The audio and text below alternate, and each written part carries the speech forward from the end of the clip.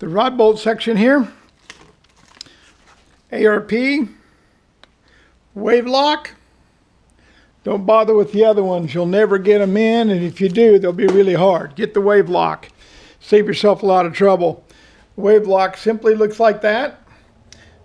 There's the head. This will go towards the beam of the rod. This goes towards the outside. Nut. Got a good flange on it. Way better than the factory nut. There's the factory nut. Just kind of basic. And the wave lock torques at 35 foot-pounds, whereas the factory torques at 19 to 25.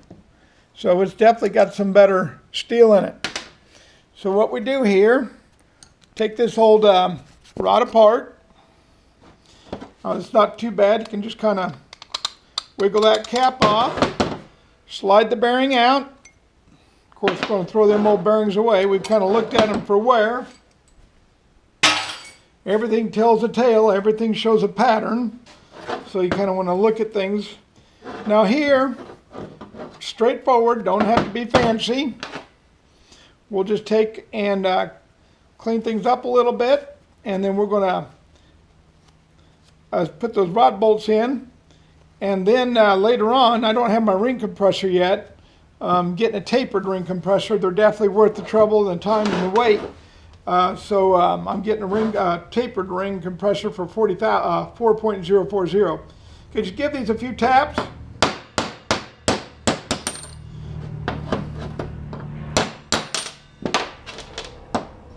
Now, I promised you we'd measure these, and I already did. I already measured them, and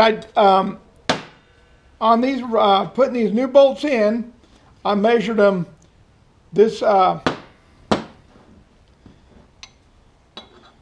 Measured them this way, back and forth this way, and I measured them on the parting line.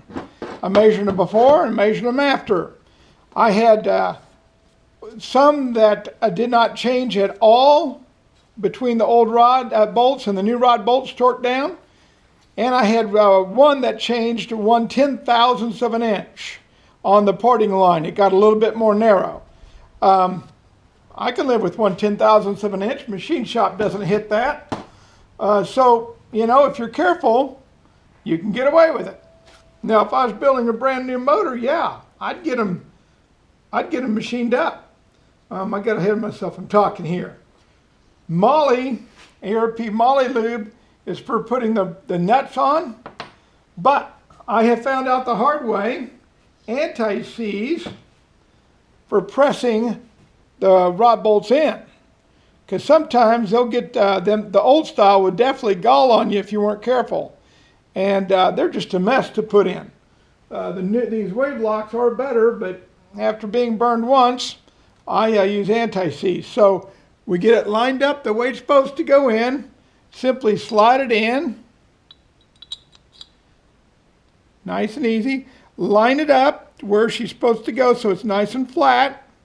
Some will slide in a little bit farther than others, but they're all going to be nice and tight by the time they get to the part that holds.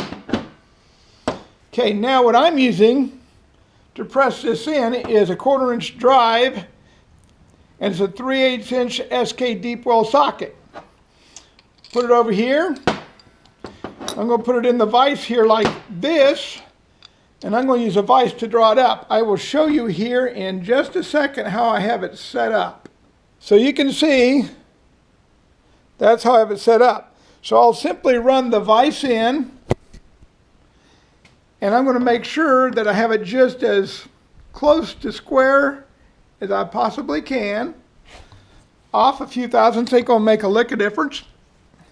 Let me move this so I don't accidentally bump something, break something. And it takes a little bit of pushing to get her to go in. Make sure it's seated. Got her all seated in there now. Then back it off. Don't want to drop anything. And you can see it just goes in slick as a whistle.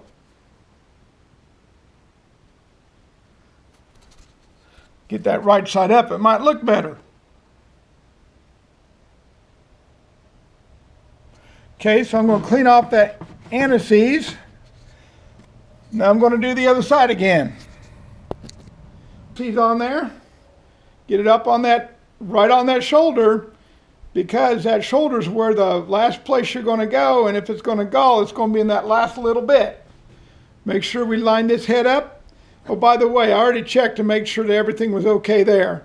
So in the shoulders and stuff, when you clean it up, you want to look, make sure that everything is looking good. Okay, line up this bolt, bring her on up through. Because once you get to pressing that on, you're going to get what you got, and you're not going to get a second chance. Pays to have a really good vise. This is a machine vise. It cost, but my friends bought it for me for a wedding present many years ago, 27 and a half years ago. And boy, it's been nice. Good friends. We had a tradition that all of us friends would chip in and buy a wedding present together, one big nice wedding present for whoever got married. It was a lot of fun to do that. We came up with some creative things that we got for each person depending upon what their passion was. But my friends got me this vise, and I've used it many times over. And of course, I think about them fondly, and I think about them often. Good friends are a beautiful thing. I'll lube her up real nice and good. And then we'll put that cap on and run those threads a little bit. We'll come back and give these rods a final clean when we get ready for the rings. But we're not going to do anything until we get that ring compressor. Notch goes to notch. Number goes to number. So if you're ever in doubt, you know to look for the notches. See how easy that cap just kind of slides on there? You know, it just... Whoops, now I talked too soon. Anyway, you work that rascal on there, start some nuts on it, and we'll come back and work this rascal. We'll clean it up and put some rings on that piston here when we're ready for assembly.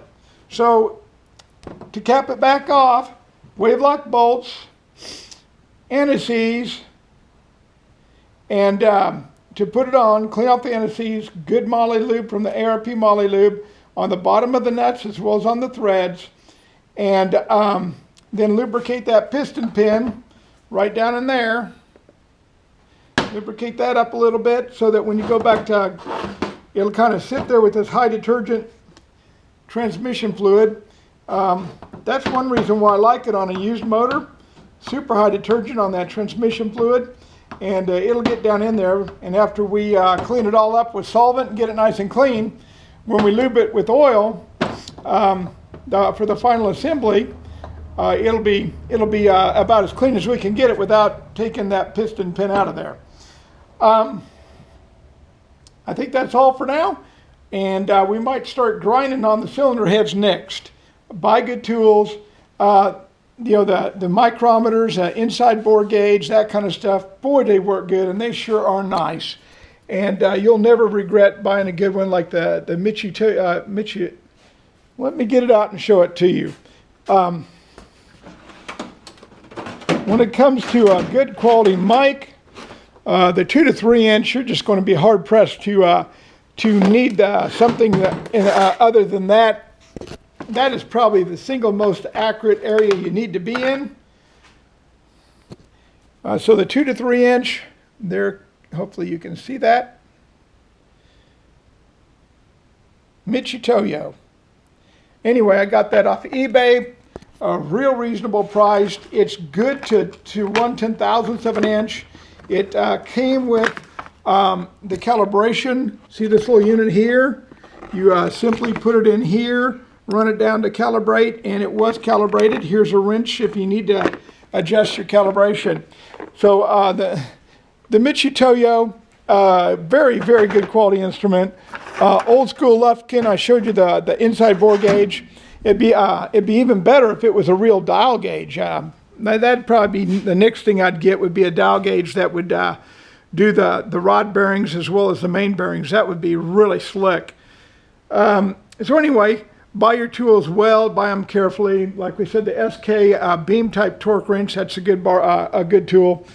But anyway, buy good tools, take care of them, pass them on to the next generation. Until then, we will catch you again soon.